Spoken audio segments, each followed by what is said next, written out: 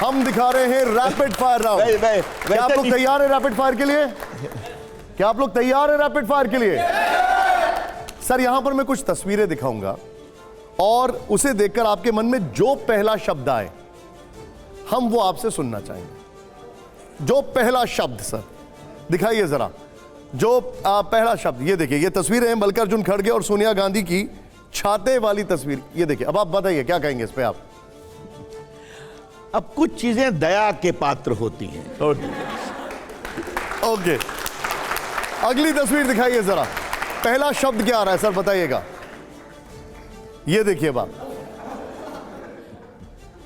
देखिए इस तस्वीर पर शिवराज सिंह चौहान ने स्वयं ही क्लैरिफाई किया बाद में, उनका क्लैरिफिकेशन भी आप दिखा देते। अब मुख्यमंत्री कुछ विशेष सेवा लोगों ने कर दी होगी, छोड़िए इस बात को, चलिए बात का समय था। अब अगली तस्वीर जरा जोरदार तालियां बजाइए प्लीज। ये देखिए, इस तस्वीर पर आप क्या कहेंगे सर? क्या है? राहुल गांधी सिलेंडर को माला चढ़ा रहे हैं, महंगा हो गया है। भाई राहुल गांधी ने अपने किचन में कभी सिलेंडर को हैंडल किया हो कि नहीं तो मुझे पता नहीं है, लेकिन बाहर कर रहे हैं, अच्छी बात है। चलिए साहब, ठीक है। बता रहे थे वो कि 1000 रुपए का सिलेंडर है इसलिए माला चढ़ा रहे थे। लेकिन अगली तस्वीर दिखाइए जरा, अगली तस्वीर जो है वो प्ले ऑन करिए। ये देखिए, ये 400 रुपए के सिलेंडर में खुद सिलेंडर की तरह आडवाणी जी दिखाई दे रहे हैं। उस जमाने की बात है। अब ये सिलेंडर है कि नहीं, एक पोस्टर जरूर है, हम लोग नहीं पहना है, क्या फर्क पड़ता है? इसमें परेशानी क्या है भाई? नहीं, महंगाई की बात हो रही है। ऐसा है, महंगाई का विषय तो उठना भी चाहिए। महंगाई आप कैसे उठाते हैं और हमारी सरकार महंगाई को हैंडल करने के लिए क्या क्या कर रही है और उस समय क्या होता है, तो दोनों को कंपेयर करना पड़ेगा। अब मैं कुछ तस्वीरें दिखा रहा हूं, आपको एक तस्वीर चूज करनी है। यह तस्वीर, बेहतर नेता कौन? इन दोनों में से ऑप्शन है, आपकी निजी राय। थोड़ा ट्रिकी है सर। ये सवाल ट्रिकी नहीं है, ये दोनों साथ आ गए हैं तो बिहार की जो हालत है, दोनों में कोई बेहतर नहीं है। ओके, अगला बताइएगा सर। अगला है बेहतर साथी कौन? उद्धव ठाकरे, महबूबा मुफ्ती, ममता बनर्जी या नीतीश कुमार?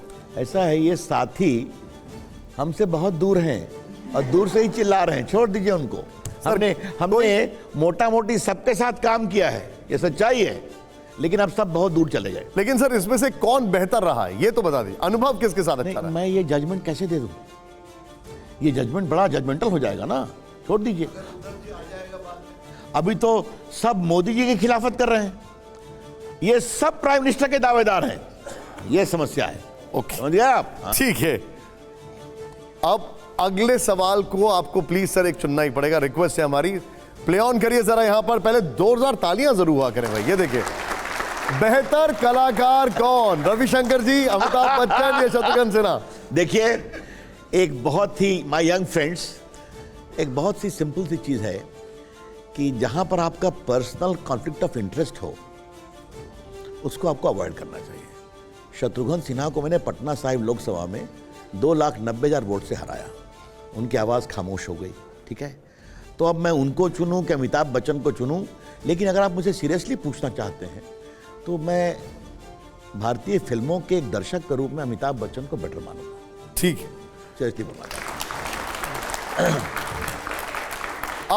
अब ये आपने बड़ा अच्छा जवाब दिया कि आप अब ये क्लियर हो गया। हालांकि शत्रुघ्न सिन्हा जी आपकी बहुत बहुत तारीफ करते हैं, लेकिन अब हम बात करते हैं। वैसे मैं बता दूं, पटना साहिब के चुनाव मैंने फैसला किया कि मैं अपने सम्मानीय विपक्षी कांग्रेस के शत्रुघ्न सिन्हा का नाम कभी नहीं लूंगा, and I never took his name. 2 महीना मैंने कैंपेन किया, मैंने लोगों ने बहुत पूछा, सारी इंटरनेशनल नेशनल मीडिया आई हुई, मैंने कहा नहीं लूंगा, बिल्कुल नहीं। खाली मैंने नहीं कहा कि पटना साहब की आवाज़ अब खामोश नहीं रहेगी जो उनके समय थी, मैं बोलता हूँ, तो इसलिए मैंने कभी नहीं बोला उनका नाम, इसलिए आज भी नहीं लूंगा। और आप कृपा कर करके जो मेरे नियम हैं उसको मुझे पालन करें। जरूर, लेकिन आपको एक बात बताना चाहूंगा, इसी कुर्सी पर ऐसे ही एक पैनल के साथ शत्रुघ्न सिन्हा जी बैठे थे, उन्होंने खूब खूब तारीफ की आपकी यहाँ पर। बहरहाल अब मैं बात कर रहा हूँ, तो मैं उनका कोई आलोचना कर रहा हूँ? बिल्कुल नहीं कर रहे हैं। मैंने एक शब्द कहा उनकी आलोचना के। अगर आप कहते कि ये कैसे विलेन कैसे बढ़िया है तो मैं बोलता, आपने कंपेयर करा दिया, तो ये मेरा अधिकार है जजमेंट होने का कि Amitabh Bachchan is a better actor. Friends, am I wrong? Tell me, am I wrong?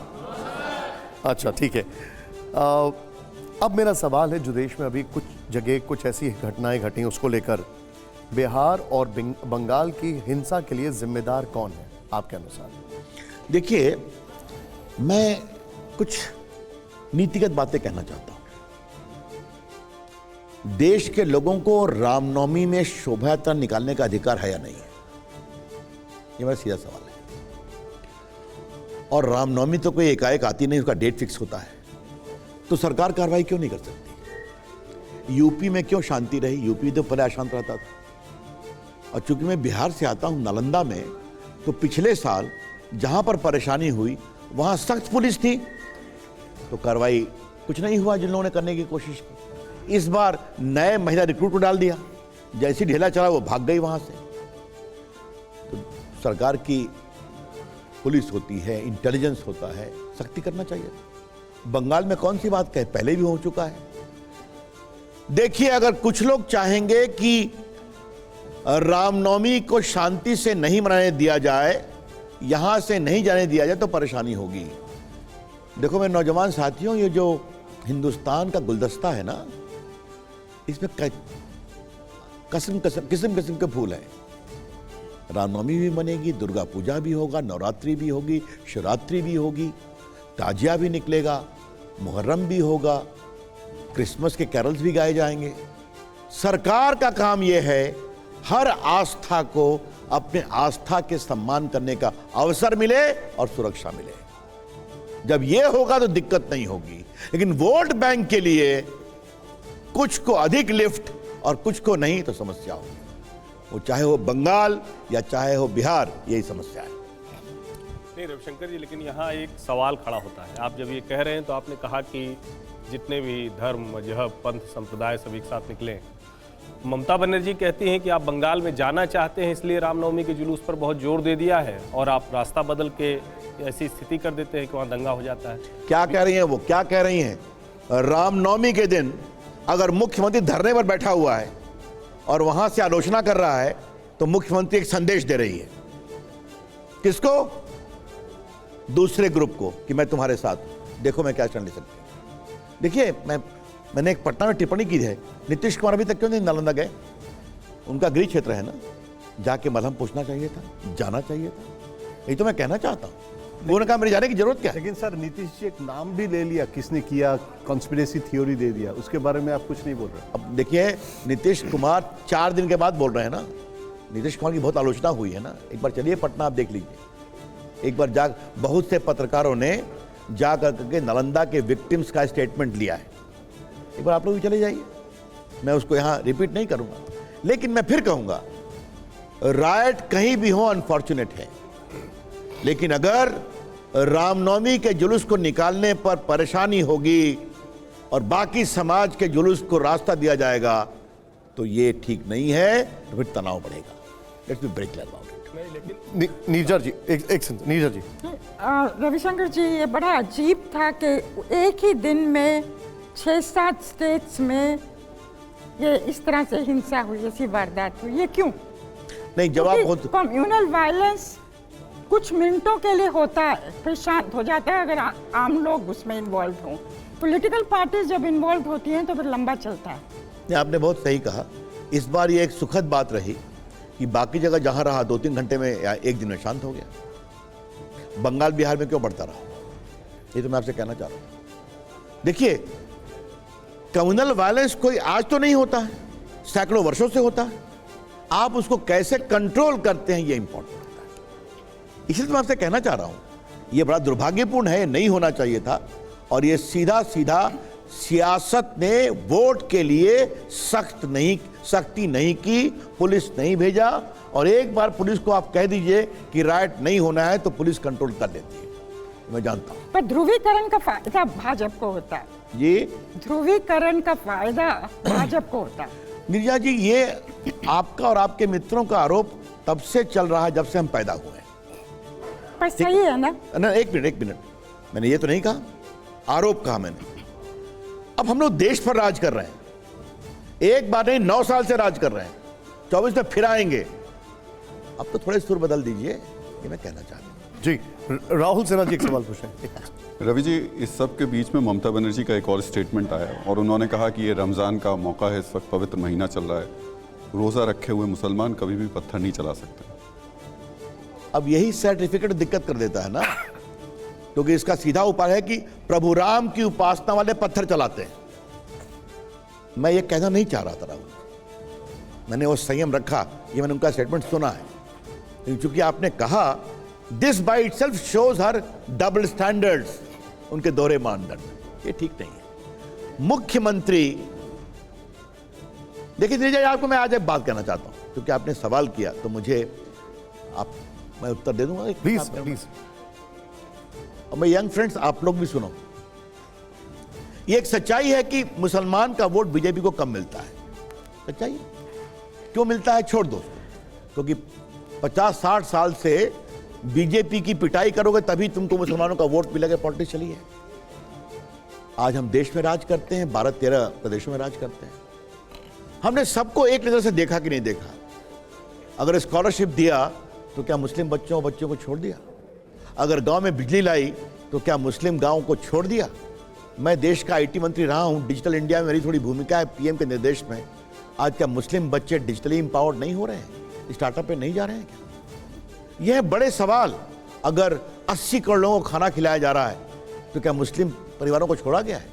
नहीं, क्योंकि हमें वोट मिले या न मिले, एक बार हम सत्ता में हैं तो हमारा फर्ज है हम सबकी चिंता करें। यही है कॉन्स्टिट्यूशनल ड्यूटी, और ये हम करेंगे। और ये बड़े सीनियर लोग बैठे हुए हैं, क्षमा करेंगे, कई नेता ऐसे हैं, यहां छोड़ दो ये भाजपाई, जिन्होंने हमको वोट नहीं दिया, यहां सड़क नहीं बनेगी। हम अपने प्रदेश में जानते हैं, कहिए तो आपको हम प्रमाण दे देंगे। जयशंकर जी वहां बहुत काम कर चुके हैं, जानते हैं। बंगाल में तो ये बैठे हुए हैं दादा हमारे, वहां तो और होता है। तो ये मोदी जी की बहुत बड़ी बड़कपन है कि जब कहते हैं सबका साथ, सबका विश्वास, सबका प्रयास, तो सबके लिए काम होता है। अब मैं आपको एक वीडियो दिखाना चाहता हूं रविशंकर जी, और ये वीडियो है ममता बनर्जी की जी का जिक्र चल रहा है। आपने कई सारी बातें बताई, जरा दिखाइए उनका ये वीडियो। शायद आप लोगों को ये बड़ा फनी लगे, लेकिन दिखाइए जरा ये वीडियो। ये देखिए, ये ममता बनर्जी जो है,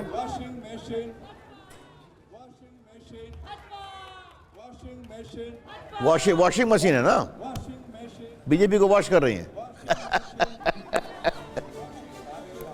वो बता रही है कि बीजेपी एक वॉशिंग मशीन है जिसमें काली शर्ट डालो तो व्हाइट निकल के आती है। चलिए, क्या है आपका इसमें कमेंट? देखिए, अच्छा मुझे एक चीज बताइए, हम उनकी पीड़ा समझते हैं ना दादा? वो क्या थे मंत्री जी जिनके घर से 60 करोड़ रुपया निकला था? Partho Chatterjee. My young friends, teachers के नियुक्ति में वहां के शिक्षा मंत्री और वो और उनके एक मित्र के फ्लैट से 60 करोड़ रुपया निकले, वो भी जेल में है ना, तो क्या करें हम, बताइए आप? उनके बाकी जो सब कुछ है, मैं उसकी चर्चा नहीं कर रहा हूं, होगा तो आप बताइएगा। तो चलिए, चलता है। अच्छा,